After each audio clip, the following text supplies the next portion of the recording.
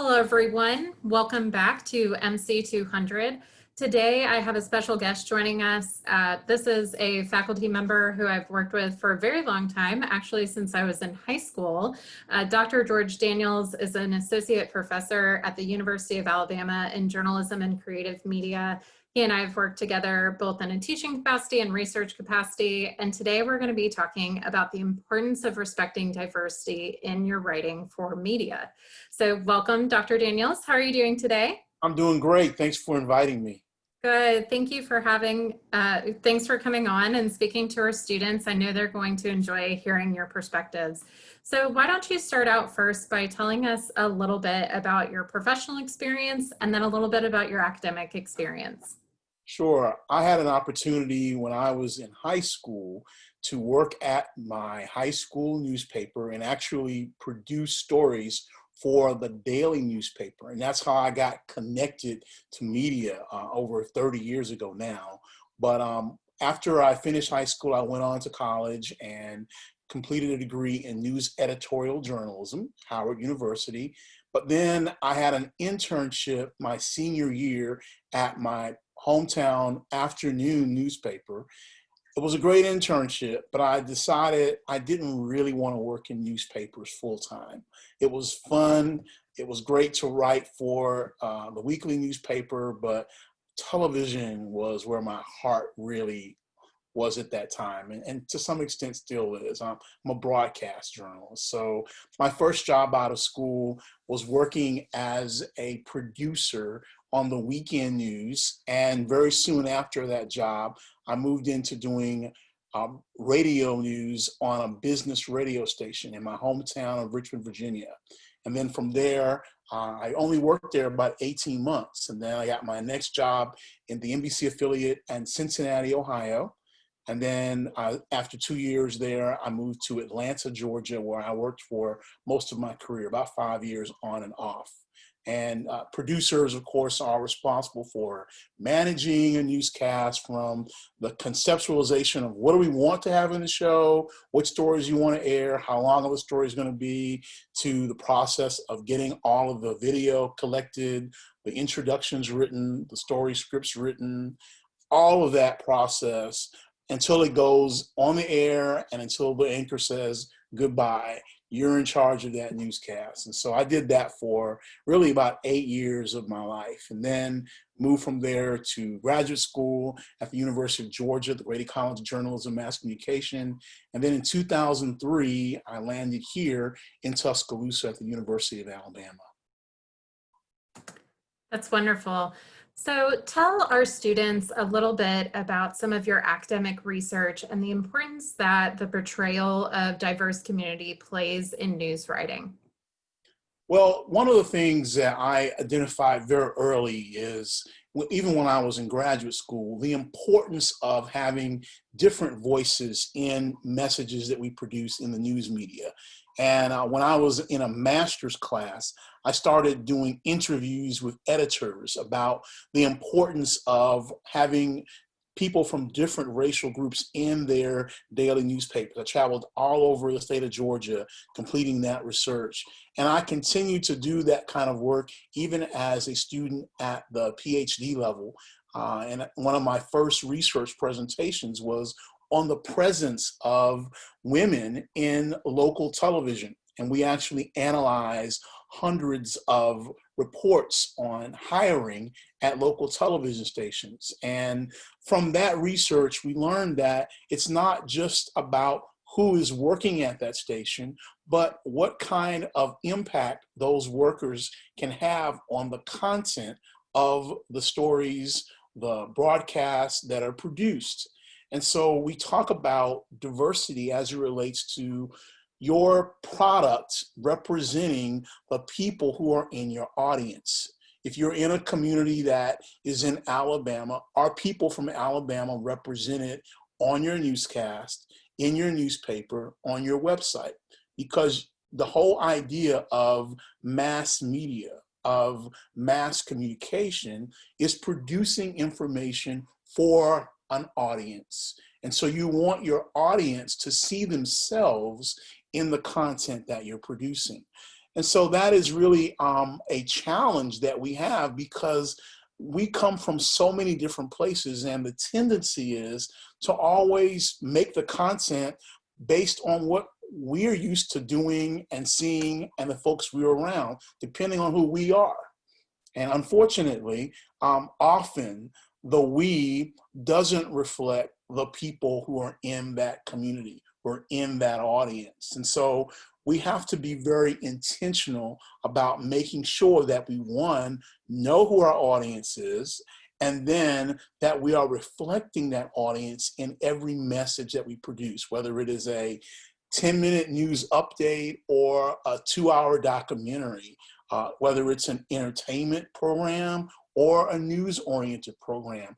The message that we produce, we want that message to reflect those who are in our audience so they can see themselves in the product, and hopefully they'll continue to watch, they'll continue to read, they'll respond to that message.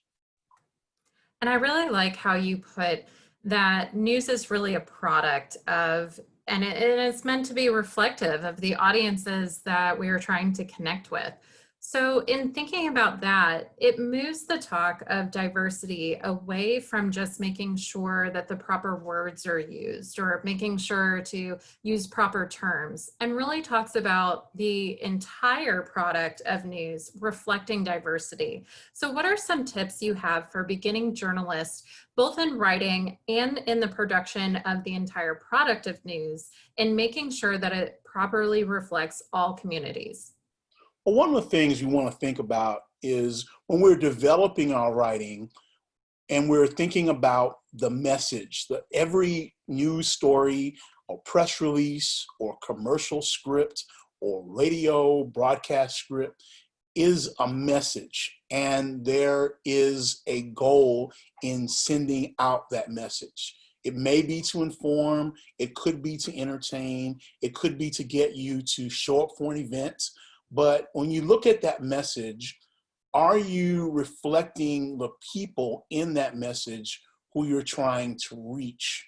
So let's say, for example, I want to get people to buy hamburgers at my restaurant. Now, if I want young people and older people and people in between, if I want women and men, I want to make sure that that strategic message, that commercial in this case, reflects the people who I want to come and buy the hamburgers at my restaurant. If I'm trying to deliver a strategic message that might be about some upcoming event, I want to make sure that in that news release that I have information that is going to appeal to those who I want to come to that event, whether it is to cover the event, if they're a news operation, and we know that news operation really caters to younger people or people in a particular political group. I want to make sure that I craft that message with that audience in mind. Specifically, when we talk about news, we're also thinking about telling the full story. And that full story always has more than one view or vantage point. So when you develop that story from who are my sources going to be to what is my angle going to be, I want to think about who the audience is for that news story. And it doesn't have to be a story about a particular racial minority group or a particular gendered minority group. Often when we talk about diversity, we think about those who are left out. But sometimes it's how we talk about those who are left in that reflects diversity and difference. So I think when I start with my story, I want to identify my sources based on reflecting a range of views and vantage points. I also want to make sure that in telling that story that I have the right visuals that are going to convey the message that is very complete. We always want our story to be complete. And when we are identifying our sources, when we're thinking about our story and our visuals, we also want to leave the viewer with something that he or she didn't already know. And so that goes to, what is the part of the story that people probably are least familiar with? That's what you want to focus on. That's what makes that story most newsworthy. Yes, I would expect that if we're talking about the COVID-19 coronavirus and students who are going to entertainment after hours and what that does to the rate of infections of the COVID-19 virus, that I'm going to have college students in my story. But what about the 60-year-old woman who is 5 years from retirement and is not necessarily staying at home, whose routine is impacted by these students who are now back for college? What is her experience, or that 60-year-old man's experience? That might be a voice, a vantage point on this COVID-19 story that I need to include in my story. So it starts with conceptualization. It then continues to planning. And then after we do the story, we need to also ask, did I tell the full story? Was there something I left out? Is there an opportunity for me to follow up? Those are the kind of things that have to be a part of our everyday development of our products, our news product, our message. Yeah, I really like the idea of trying to step outside your current experience and your current frame of mind to intentionally seek out alternative points of view. And that can certainly be from a racial perspective, a gendered perspective, or even as you're, say, a member of the disabled community or elderly community. So it's really about trying to step outside what you currently know. And as you and I know from teaching journalism many years, something that can be challenging for introductory students is that level of discomfort as you step away from things that you're used to.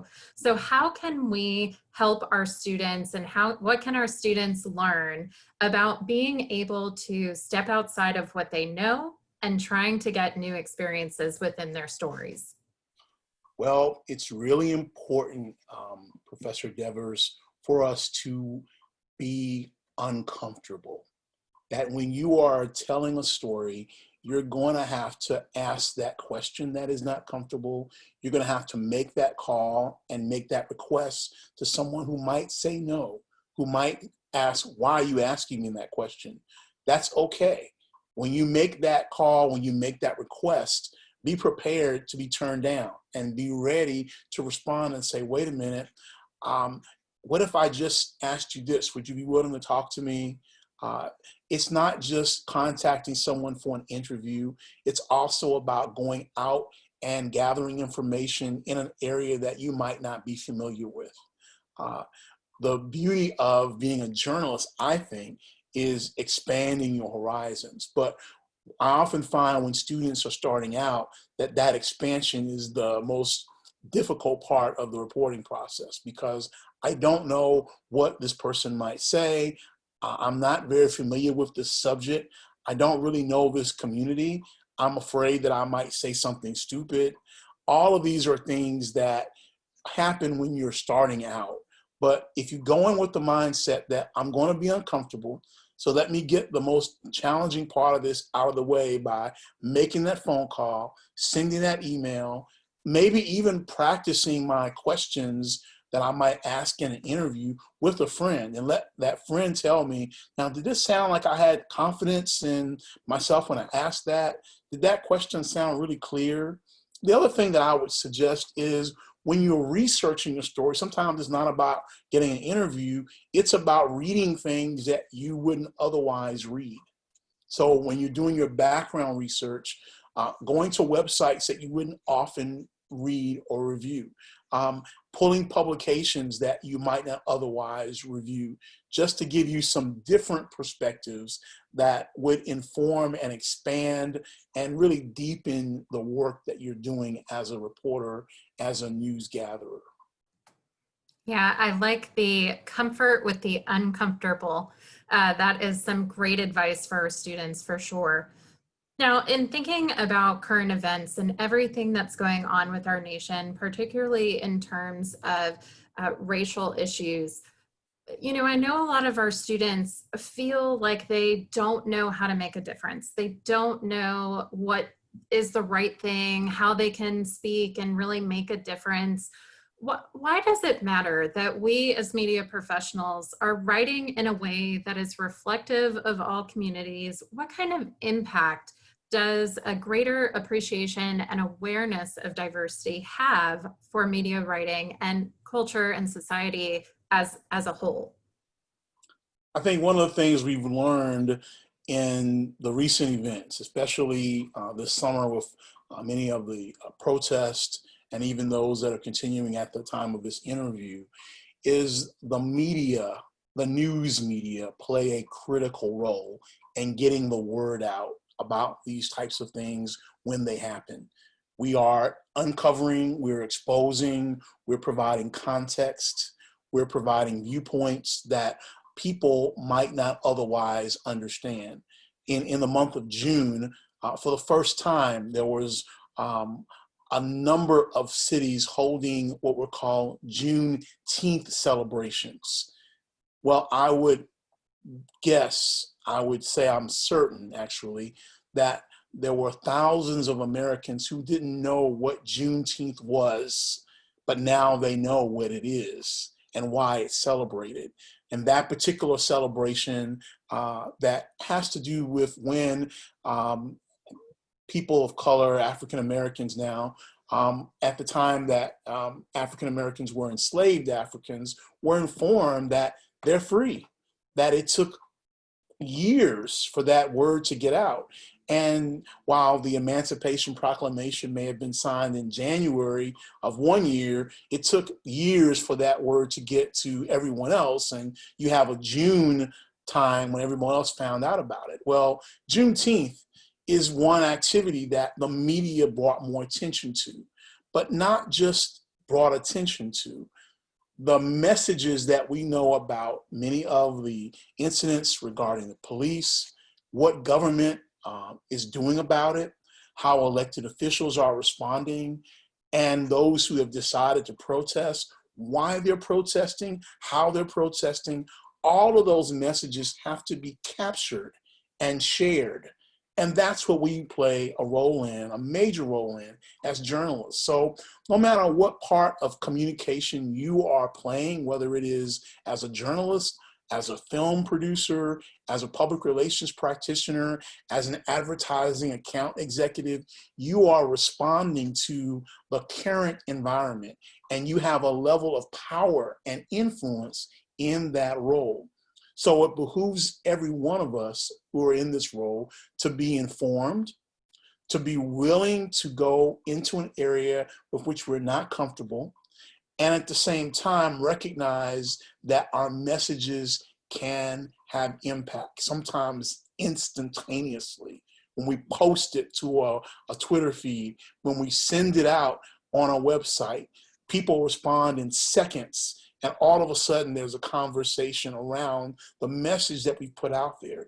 So it needs to be, accurate.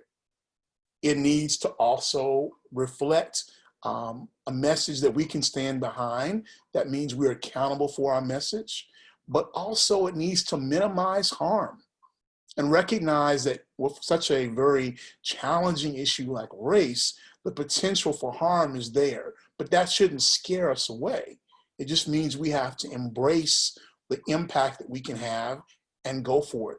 Tell that story, interview a person who has a concern, but also recognize that sometimes we may have a personal opinion, and we have to know how to tell that story, but also recognize it's our sources who we're featuring, not ourselves in our message. So those are some things to keep in mind as we're responding to some of the events that are happening in our world.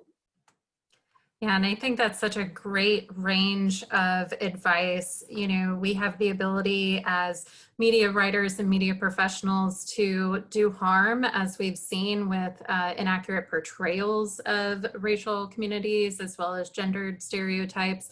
But we also have such a great power and responsibility to make change in our society for good. And I'm so glad that you kind of focused on both of those aspects, as well as providing providing excellent advice on accuracy, sourcing, and overcoming personal bias. Those are all great things to consider as we consider diversity being represented within our writing. So Dr. Daniels, thank you so much for joining us today. We really appreciate your time. Do you have any final advice for students? Get out there and go for it. Don't be afraid to make a mistake. You can always make a correction. Recognize the power that you have and continue to do the work because it is so important. Wonderful. Well, thank you so much. Have a great day. And students, I will see you in our next video.